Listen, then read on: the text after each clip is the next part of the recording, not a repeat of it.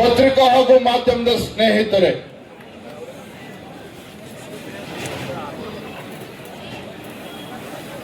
ಕಳೆದ 6 ದಿನಗಳಿಂದ ಗುರ್ಲಾಪುರ ಕ್ರಾಸ್ನಲ್ಲಿ ರೈತರನ್ನು ಪ್ರತಿಭಟನೆ ಮಾಡ್ತಾ ಇದ್ರು. ಆ ಸಂದರ್ಭದಲ್ಲಿ ನನಗೆ ಬೆಳಗಾವಿ ಜಿಲ್ಲೆ ಅಧ್ಯಕ್ಷ ಇರ್ತಕ್ಕಂಥ ಸುಭಾಷ್ ಪಾಟೀಲ್ ರವರು, ನಮ್ಮ ರಾಜ್ಯಸಭಾ ಎಂಪಿ ಅವರು, ನಮ್ಮ ಎಲ್ಲಾ ಪಕ್ಷದ ಮುಖಂಡರು ಕಬ್ಬು ಬೆಳೆಗಾರರು ಬೀದಿಗಿಳಿದು ಹೋರಾಟ ಮಾಡ್ತಾ ಇದ್ದಾರೆ. ಆ ಹೋರಾಟಕ್ಕೆ ತಾವು ಬರಬೇಕು ಅಂತೇಳಿ ಮೊನ್ನೆ ದಿನ ನನಗೆ ದೂರವಾಣಿ ಕರೆ ಮಾಡಿ ತಿಳಿಸಿದ್ರು. ತತ್ಕ್ಷಣ ನಾನು ಕೂಡ ತೀರ್ಮಾನ ಮಾಡಿ ನಾನಿವತ್ತು ತಮ್ಮ ಹೋರಾಟದ ಜೊತೆ ನಾವು ಕೂಡ ಇರಬೇಕು ಅಂತ ನಾನು ಬಂದಿದ್ದೇನೆ. ನಾನು ಮೊದಲದಾಗಿ ಒಂದು ಮಾತನ್ನ ಹೇಳ್ತೇನೆ. ನಾನು ಇವತ್ತು ನಮ್ಮ ಕಬ್ಬು ಬೆಳೆಗಾರರು ಇವತ್ತು ತಾವೇನು ಹೋರಾಟ ಮಾಡ್ತಾ ಇದ್ದೇವೆ. ನಾನಿಲ್ಲಿ ಶಿಕಾರಿಪುರ ಕ್ಷೇತ್ರದ ಶಾಸಕನಾಗಿ ಬಂದಿಲ್ಲ, ರಾಜ್ಯ ಭಾರತೀಯ ಜನತಾ ಪಾರ್ಟಿ ಅಧ್ಯಕ್ಷನಾಗಿ ಬಂದಿಲ್ಲ. ಅದರ ಬದಲಾಗಿ ಈ ನಾಡು ಕಂಡಂತ ಅಪ್ರತಿಮ ಹೋರಾಟಗಾರ, ರೈತ ನಾಯಕ ಸನ್ಮಾನ್ಯ BS ಯಡಿಯೂರಪ್ಪನವರ ಮಗನಾಗಿ ಇವತ್ತು ನಾನು ಹೋರಾಟಕ್ಕೆ ನಿಮ್ಮ ಜೊತೆ ಬಂದಿದ್ದೇನೆ. ರೈತ ನಾಯಕರ ಮಗನಾಗಿ ಹೋರಾಟಕ್ಕೆ ನಾನು ಬಂದಿದ್ದೇನೆ. ನಾನು ಈ ವೇದಿಕೆ ಮೂಲಕ ರಾಜಕಾರಣವನ್ನ ಮಾತನಾಡೋದಕ್ಕೆ ಇಷ್ಟಪಡೋದಿಲ್ಲ. ಆದ್ರೆ ಹೋರಾಟಕ್ಕೆ ನಾನು ಕೂಡ ನಿಮ್ಮ ಜೊತೆ ತುಮಕಿದ್ದೇನೆ ಅಂತ ಹೇಳಿದ್ರೆ, ಈ ನಾಡಿಗೆ 2 ತುತ್ತು ಅನ್ನವನ್ನ ಕೊಡ್ತಕ್ಕಂತ ರೈತರ ಪರವಾಗಿನ ಹೋರಾಟಕ್ಕೆ ಧುಮುಕಿದ್ದೇನೆ ವಿನಃ ಸಕ್ಕರೆ ಕಾರ್ಖಾನೆಗಳ ಮಾಲೀಕರ ಪರವಾಗಿ ವಕಾಲತ್ತು ವಹಿಸಿಕೊಂಡ ಇಲ್ಲಿ ಬಂದಿಲ್ಲ. ಸರ್ಕಾರಿ ಕಾರ್ಖಾನೆಗಳ ಮಾಲೀಕರ ಪರವಾಗಿನ ವಕಾಲತ್ತು ವಹಿಸಿಕೊಂಡ ಬಂದಿಲ್ಲ. ಈ ನಾಡಿಗೆ 2 ತುತ್ತು ಅನ್ನವನ್ನ ಕೊಡ್ತಕ್ಕಂತ ರೈತನ ಬೆನ್ನೆಲುಬಿಗೆ ನಿಲ್ತಕ್ಕಂಥದ್ದು ಈ ರಾಜ್ಯದ ಒಂದು ಪ್ರತಿಯೊಂದು ರಾಜಕೀಯ ಪಕ್ಷದ ಒಂದು ಆದ್ಯ ಕರ್ತವ್ಯ. ಕಳೆದ 6 ದಿನಗಳಿಂದ ಬೆಳಗಾವಿ, ಬಾಗಲಕೋಟೆ, ಬಿಜಾಪುರ 3 ಜಿಲ್ಲೆಗಳ ಕಬ್ಬು ಬೆಳೆಗಾರರು ಕಬ್ಬಿನ ಬೆಲೆ ನಿಗದಿ ಮಾಡಬೇಕು, ತಮ್ಮ ನ್ಯಾಯಯುತವಾಗಿರ್ತಕ್ಕಂಥ ಬೇಡಿಕೆಗೆ ನಾವು ಕೂಡ ಧ್ವನಿಗೂಡಿಸಬೇಕು ಅಂತ ಹೇಳಿ ನಾವಿವತ್ತು ಬಂದಿರತಕ್ಕಂಥದ್ದು.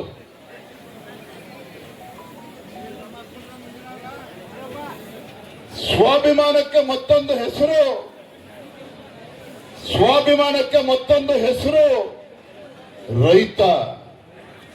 ರೈತನ ಸ್ವಾಭಿಮಾನಕ್ಕೆ ಧಕ್ಕೆ ಬಂದಾಗ ಯಾವುದೇ ರಾಜ್ಯ ಸರ್ಕಾರ ಇರ್ಬೋದು, ಎಷ್ಟೇ ಎತ್ತರ ಸ್ಥಾನದಲ್ಲಿರ್ಬೋದು, ಆ ರೈತನ ಕಣ್ಣಲ್ಲಿ ನೀರು ತರಿಸ್ತಕ್ಕಂಥ ಕೆಲಸವನ್ನ ಮಾಡಿದ್ರೆ ಆ ಭಗವಂತ ನಮಗೆ ಒಳ್ಳೇದು ಮಾಡೋದಕ್ಕೆ ಸಾಧ್ಯ ಇಲ್ಲ. ಭಗವಂತ ನಮಗೆ ಒಳ್ಳೇದು ಮಾಡೋದಕ್ಕೆ ಸಾಧ್ಯ ಇಲ್ಲ. ಕಳೆದ 6 ದಿನಗಳಿಂದ ಇವತ್ತು ಕಬ್ಬು ಬೆಳೆಗಾರರು ಇವತ್ತು ಬೀದಿಗಿಳಿದು ಪ್ರತಿಭಟನೆ ಮಾಡ್ತಾ ಇದ್ರೆ, ರಾಜ್ಯ ಸರ್ಕಾರ ಮುಖ್ಯಮಂತ್ರಿಗಳಾಗ್ಲಿ, ಉಸ್ತುವಾರಿ ಸಚಿವರುಗಳಾಗ್ಲಿ, ಸಕ್ಕರೆ ಖಾತೆ ಸಚಿವರಾಗ್ಲಿ, ಇವ್ರು ಯಾರಿಗೂ ಕೂಡ ಇನ್ನೂ ಕೂಡ ಪುರ್ಸೋತ್ ಸಿಕ್ಕಿಲ್ಲ ನಿಮ್ಮ ಸಮಸ್ಯೆಯನ್ನ ಪರಿಹಾರ ಕೊಡಬೇಕು ಅಂತ ಚರ್ಚೆ ಮಾಡೋದಕ್ಕೆ. ಪೂಜಾರವರು ಮಾತನಾಡ್ತಾ ಹೇಳಿದ್ರು, ಹಿಂದೆ ಭಾರತೀಯ ಜನತಾ ಪಾರ್ಟಿ ಸರ್ಕಾರ ಇದ್ದಾಗ ಸನ್ಮಾನ್ಯ BS ಯಡಿಯೂರಪ್ಪನವರು ಮುಖ್ಯಮಂತ್ರಿಗಳು, ಇನ್ನೂ ಕೂಡ ಕ್ಯಾಬಿನೆಟ್ ಎಕ್ಸ್ಪಾನ್ಷನ್ ಕೂಡ ಆಗಿರಲಿಲ್ಲ. ಸುಭಾಷಣ್ಣ ಆ ಸಂದರ್ಭದಲ್ಲಿ ದುರ್ಯೋಧನ ಅಯ್ಯೋಳವರು ಇಲ್ಲ ಇದ್ದಾರೆ. ಕ್ಯಾಬಿನೆಟ್ ಎಕ್ಸ್ಪಾನ್ಷನ್ ಕೂಡ ಆಗಿರಲಿಲ್ಲ. ಉತ್ತರ ಕರ್ನಾಟಕ ಭೀಕರ ಮಳೆಯಿಂದ ರೈತರು ಸಂಕಷ್ಟದಲ್ಲಿದ್ದರು. ರೈತರು ಬೆಳೆದಂತ ಬೆಳೆ ಸಂಪೂರ್ಣವಾಗಿ ನೀರಲ್ಲಿ ಮುಳುಗೋಗಿತ್ತು. ಏನಪ್ಪ ಇದು, ಬೆಳೆದಂತ ಬೆಳೆ ಕೈಗೆ ಬಂದಂತ ತುತ್ತು ಬಾಯಿಗೆ ಬರಲಿಲ್ಲ ಅಂತ ಹೇಳಿ ರೈತರು ತಲೆ ಮೇಲೆ ಕೈ ಹೊತ್ಕೊಂಡು ಕೂತಂತ ಸಂದರ್ಭದಲ್ಲಿ ನಿಮ್ಮ ಮುಖ್ಯಮಂತ್ರಿಗಳು, ಯಡಿಯೂರಪ್ಪರ ಅಂದಿನ ಮುಖ್ಯಮಂತ್ರಿಗಳು ಏಕಾಂಗಿಯಾಗಿದ್ರು ಸಹ ಬೆಳಗಾವಿ ಜಿಲ್ಲೆಗೆ ಬಂದ್ರು, ಚಿಕ್ಕೋಡಿಗೆ ಬಂದ್ರು, ರಾಯಚೂರು, ಕೊಪ್ಪಳ ಎಲ್ಲ ಜಿಲ್ಲೆಗಳಿಗೂ ಕೂಡ ಬಂದ್ರು. ರೈತರ ಸಂಕಷ್ಟಕ್ಕೆ ಪರಿಹಾರವನ್ನು ನೀಡುವಂತ ಕೆಲಸವನ್ನ ಮಾಡಿದ್ರು. ಕೇಂದ್ರ ಸರ್ಕಾರ ಪರಿಹಾರ ಕೊಡ್ಲಿ ಅಂತೇಳಿ ಕಾಯ್ಕೊಂಡು ಕೂರ್ಲಿಲ್ಲ.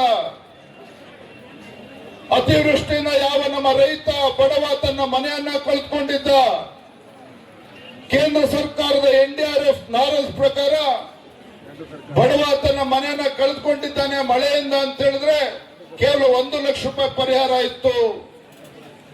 ಏನ್ ಮಾಡಿದ್ರು ಯಡಿಯೂರಪ್ಪನವರು? 1 ಲಕ್ಷದಿಂದ ನನ್ನ ರೈತ ಬಡವ ಮನೆ ಕಟ್ಕೊಳ್ಳೋದಕ್ಕೆ ಸಾಧ್ಯ ಆಗೋದಿಲ್ಲ ಅಂತ ಹೇಳಿ ತತ್ಕ್ಷಣ ಅದೇ ಸ್ಪಾಟ್ ಅಲ್ಲಿ ಬೆಳಗಾವಿನಲ್ಲಿ ಇದ್ಕೊಂಡು ಮನೆ ಕಳ್ಕೊಂಡಂತ ರೈತನಿಗೆ ಪರಿಹಾರ ಎಷ್ಟು ಕೊಟ್ರು? 5 ಲಕ್ಷ ರೂಪಾಯಿ ಘೋಷಣೆ ಮಾಡಿದ್ರು. 5 ಲಕ್ಷ ರೂಪಾಯಿ ಘೋಷಣೆ ಮಾಡಿದ್ರು. ಇದು ರೈತನ ಪರವಾಗಿ ಕಾಳಜಿ ಇರ್ತಕ್ಕಂಥ ಒಬ್ಬ ಮುಖ್ಯಮಂತ್ರಿ ಮಾಡ್ತಕ್ಕಂಥ ತೀರ್ಮಾನ. ರೈತರ ಪರವಾಗಿರ್ತಕ್ಕಂಥ ಯಾವುದೇ ಒಬ್ಬ ಜನನಾಯಕ ತೆಗೆದುಕೊಳ್ತಕ್ಕಂಥ ತೀರ್ಮಾನ. ಇಂಥ ತೀರ್ಮಾನಗಳು ಸನ್ಮಾನ್ಯ BS ಯಡಿಯೂರಪ್ಪ ಅವರು ಮುಖ್ಯಮಂತ್ರಿಗಳಿದ್ದಾಗ ಮಾಡಿದ್ರು. ಆದ್ರೆ ಇವತ್ತು ಹೋರಾಟ ಶುರುವಾಗಿ 6 ದಿನಗಳಾದ್ರೂ ಸಹ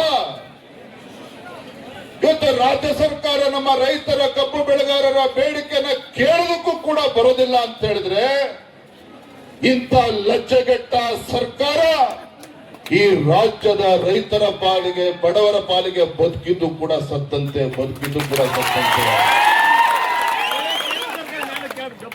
ನಾನಿವತ್ತು ಬೆಳಗ್ಗೆ ನಿನ್ನೆ ಮಧ್ಯಾಹ್ನ ತೀರ್ಮಾನ ಮಾಡಿದೆ. ನಿನ್ನೆ ಮಧ್ಯಾಹ್ನ ತೀರ್ಮಾನ ಮಾಡಿ ನಂದು ಇವತ್ತು ಏನೇ ಕಾರ್ಯಕ್ರಮಗಳು ಇದ್ರೂ ಸಹ ಬೆಳಗಾವಿ, ಬಾಗಲಕೋಟೆ, ಚಿಕ್ಕೋಡಿ ಜಿಲ್ಲೆಯ ರೈತರು ಸಂಕಷ್ಟದಲ್ಲಿದ್ದಾಗ, ಕಬ್ಬು ಬೆಳೆಗಾರರು ಸಂಕಷ್ಟದಲ್ಲಿದ್ದಾಗ ಏನೇ ಕೆಲಸಗಳಿದ್ರು ಸಹ ಅದನ್ನು ಬದಿಗಿಟ್ಟು ಹೋಗ್ಬೇಕು ಅಂತ ನಾನು ಯೋಚನೆ ಮಾಡ್ತಾ ಇದ್ದೆ. ಅಷ್ಟೊತ್ತಿಗೆ ನಮ್ಮ ಸುಭಾಷ್ ಅಣ್ಣ ಫೋನ್ ಮಾಡಿದ್ರು. ಲೆಕ್ಕಪ್ಪ ಪಾಪ ರೈತ ವಿಷ ಕುಡಿದು ಆತ್ಮಹತ್ಯೆಗೆ ಪ್ರಯತ್ನ ಮಾಡಿದನ, ಆಸ್ಪತ್ರೆ ಕರ್ಕೊಂಡು ಹೋಗಿದ್ದಾರೆ ಅಂತ ಹೇಳಿ ತತ್ಕ್ಷಣ ತೀರ್ಮಾನ ಮಾಡಿದ್ದು ಬೆಳಗ್ಗೆ ನಾನು ಹೊರಟು ಬಂದಿದ್ದೇನೆ. ಬಂದಿರುವಂತ ಕಬ್ಬು ಬೆಳೆಗಾರರು ಹೋರಾಟ ಇದು ಮೊದಲ ಬಾರಿಗೆ ಏನ್ ಮಾಡ್ತಾ ಇರ್ತಕ್ಕಂಥದ್ದಲ್ಲ. ಮೊದಲ ಬಾರಿಗೆ ಕಬ್ಬು ಬೆಳೆಗಾರರು ಬೀದಿಗಿಳಿದು ಹೋರಾಟ ಮಾಡ್ತಾ ಇರುವಂತದ್ದಲ್ಲ. ಇದೇ ಸಿದ್ದರಾಮಯ್ಯನವರು ಹಿಂದೆ ರಾಜ್ಯದ ಮುಖ್ಯಮಂತ್ರಿಗಳಿದ್ದಾಗ ಬೆಳಗಾವಿನಲ್ಲಿ ಅಧಿವೇಶನ ನಡೀತಾ ಇದ್ದಾಗ ಕಬ್ಬು ಬೆಳೆಗಾರರು ಇವತ್ತು ವೈಜ್ಞಾನಿಕ ಬೆಲೆ ಸಿಗಬೇಕು ಅಂತೇಳಿ ಹೋರಾಟವನ್ನ ಮಾಡ್ತಾ ಇದ್ರು. ಏನಾಯ್ತು? 2014ರಲ್ಲಿ ಕಬ್ಬು ಬೆಳೆಗಾರರು ಹೋರಾಟ ಮಾಡ್ತಾ ಇದ್ದಾಗ ವಿಠ್ಠಲ್ ಅರಬಾವಿ ಕಬ್ಬು ಬೆಳೆಗಾರ ಆತ್ಮಹತ್ಯೆ ಮಾಡಿಕೊಂಡ, ತನ್ನ ಪ್ರಾಣವನ್ನ ಕಳೆದುಕೊಂಡ. ಯಡಿಯೂರಪ್ಪ ಕೈ ಕಟ್ಕೊಂಡು ಕೂರ್ಲಿಲ್ಲ. ಸದನದ ಒಳಗಡೆ, ಸದನದ ಹೊರಗಡೆ ಗುಡುಗಿದ ಪರಿಣಾಮವಾಗಿ ಇದೇ ಸಿದ್ದರಾಮಯ್ಯನವರು ಅಂದಿನ ಮುಖ್ಯಮಂತ್ರಿಗಳು 150 ರೂಪಾಯಿ ಹೆಚ್ಚು ದರವನ್ನ ಕೊಡ್ತಕ್ಕಂಥ ತೀರ್ಮಾನ ಮಾಡುವಂತ ಅನಿವಾರ್ಯತೆ ಸೃಷ್ಟಿ ಆಯಿತು ಅವತ್ತು 2014ರಲ್ಲಿ. ನಾನಿವತ್ತು ರಾಜ್ಯ ಸರ್ಕಾರಕ್ಕೆ ಕೇಳೋದಕ್ಕೆ ಇಚ್ಛೆ ಪಡ್ತೇನೆ. ನಾನಿವತ್ತು ರಾಜ್ಯದ ಅಧ್ಯಕ್ಷನಾಗಿ ಇಲ್ಲಿ ರಾಜಕಾರಣ ಮಾಡೋದಕ್ಕೆ ಬಂದಿಲ್ಲ. ಆದ್ರೆ ಸಂಕಷ್ಟದಲ್ಲಿರ್ತಕ್ಕಂಥ ರೈತರ ಪರವಾಗಿ ಧ್ವನಿ ಎತ್ತುವಂಥದ್ದು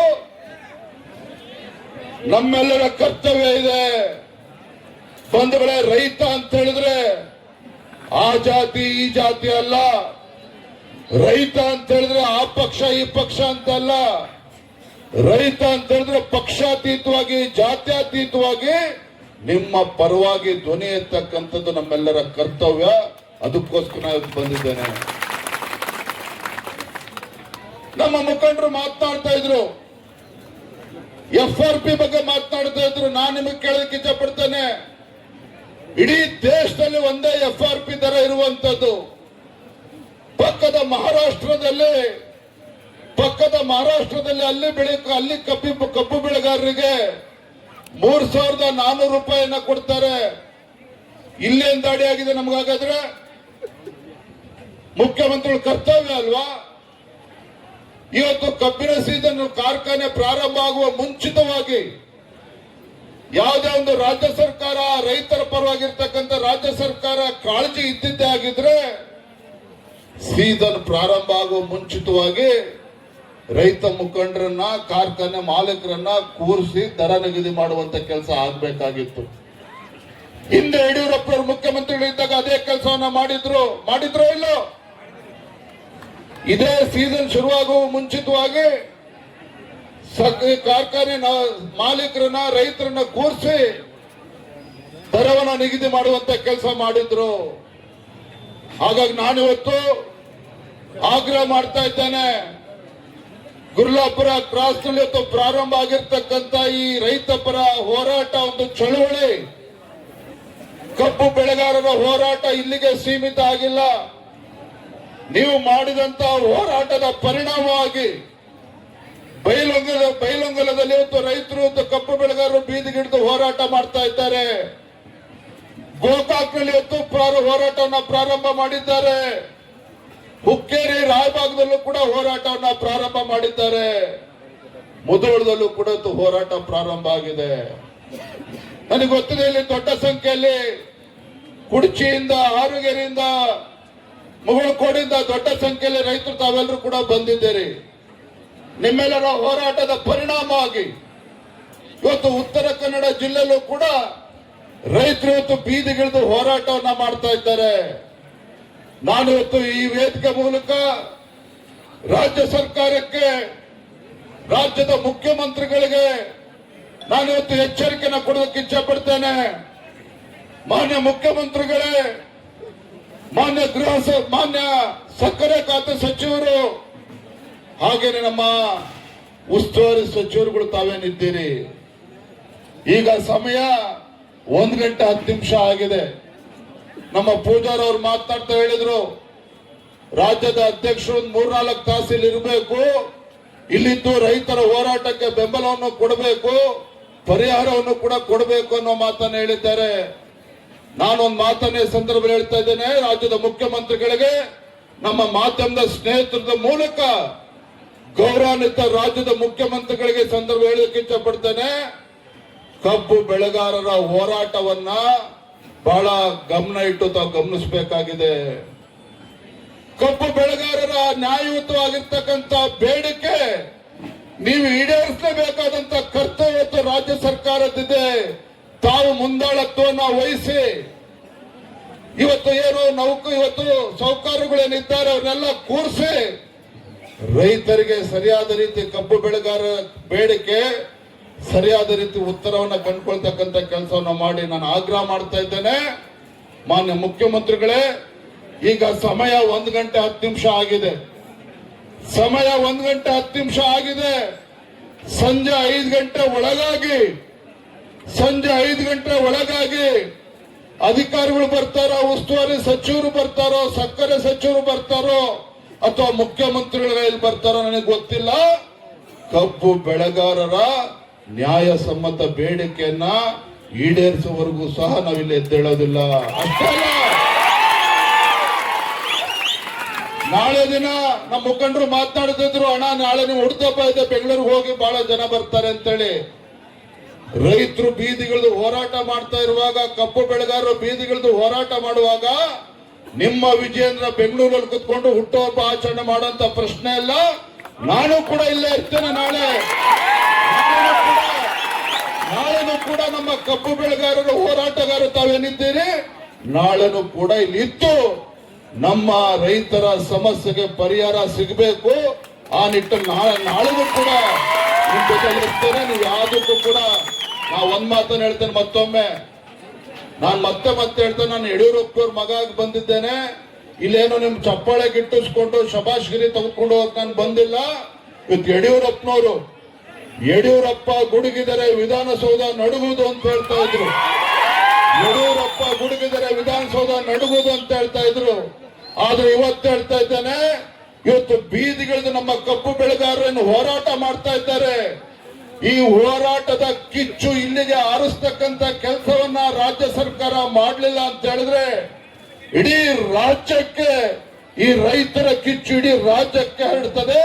ಅದಕ್ಕೆ ಮುಂಚಿತವಾಗಿ ರಾಜ್ಯ ಸರ್ಕಾರ ಎಚ್ಚೆತ್ಕೊಳ್ಬೇಕು ಅನ್ನೋ ಆಗ್ರಹವನ್ನ ಈ ಸಂದರ್ಭದಲ್ಲಿ ಮಾಡ್ತಾ ನಿಮ್ಮ ಹೋರಾಟ ಇವತ್ತು ನ್ಯಾಯಬದ್ಧವಾಗಿದೆ. ನಿಮ್ಮ ಹೋರಾಟಕ್ಕೆ ಜಯ ಸಿಕ್ಕೇ ಸಿಗ್ತದೆ. ಯಾರು ಕೂಡ ಅಂಜುವಂತ ಪ್ರಶ್ನೆ ಇಲ್ಲ ಅನ್ನೋ ಮಾತನ್ನ ಈ ಸಂದರ್ಭದಲ್ಲಿ ಹೇಳ್ತಾ ಇವತ್ತು ನಾನು ಕೂಡ ಸಂಜೆ 5 ಗಂಟೆ ತನಕ ಗಡುವನ್ನ ನೀಡಿದ್ದೇನೆ. ಮತ್ತೊಮ್ಮೆ ಹೇಳ್ತೇನೆ, ಉಸ್ತುವಾರಿ ಸಚಿವರಲ್ಲಿ ಇವತ್ತು ರೈತರು ಇವತ್ತು ಯಾವುದೇ ಅಹಂಕಾರ ಇಲ್ಲ. ರೈತರು ಯಾವುದೇ ಸೊಕ್ಕಿನಿಂದ ಇವತ್ತು ಇಲ್ಲಿ ಕೂತಿರ್ತಕ್ಕಂಥದ್ದಲ್ಲ. ರೈತರು ತಮ್ಮ ಹೊಟ್ಟೆ ಪಾಡು. ಇವತ್ತು ಸಾಹುಕಾರರು ಒಳ್ಳೆ ಆರಾಮಾಗಿರ್ಲಿ, ನಮ್ದೇ ತಕರಾರಿಲ್ಲ. ಆದ್ರೆ ಅವ್ರು ಆರಾಮಾಗಿರ್ಬೇಕು ಅಂತೇಳಿ ನಮ್ಮ ರೈತರು ಕೂಡ ಆರಾಮಾಗಿರ್ಬೇಕು. ಅವರು ಕೂಡ 2 ತುತ್ತು ಅನ್ನವನ್ನ ನೆಮ್ಮದಿಯಿಂದ ತಿನ್ನುವಂತ ದಿನಗಳು ಬರಬೇಕು.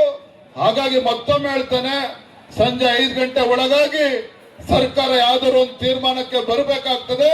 ಇಲ್ಲ ನಾನು ನಾಳೆನೂ ಕೂಡ ನಿಮ್ ಜೊತೆ ಹೋರಾಟದಲ್ಲಿ ಇರ್ತೇನೆ ಅನ್ನೋ ಮಾತನ್ನ ಸಂದರ್ಭ ಹೇಳ್ತಾ ತಮ್ಮ ಹೋರಾಟಕ್ಕೆ ಜಯವಾಗಲಿ ಅಂತ ಹೇಳಿ ನನ್ನ ಮಾತನ್ನು ಮುಗಿಸ್ತಾ ಇದ್ದೇನೆ. ಬಲೋ ಭಾರತ್ ಮಾತಾ ಕಿ, ಬಲೋ ಭಾರತ್ ಮಾತಾ ಕಿ. ರೈತ ಪರ ಹೋರಾಟಕ್ಕೆ, ರೈತ ಪರ ಹೋರಾಟಕ್ಕೆ, ಕಬ್ಬು ಬೆಳೆಗಾರರ ಹೋರಾಟಕ್ಕೆ, ಕಬ್ಬು ಬೆಳೆಗಾರರ ಹೋರಾಟಕ್ಕೆ. ನಮಸ್ಕಾರ.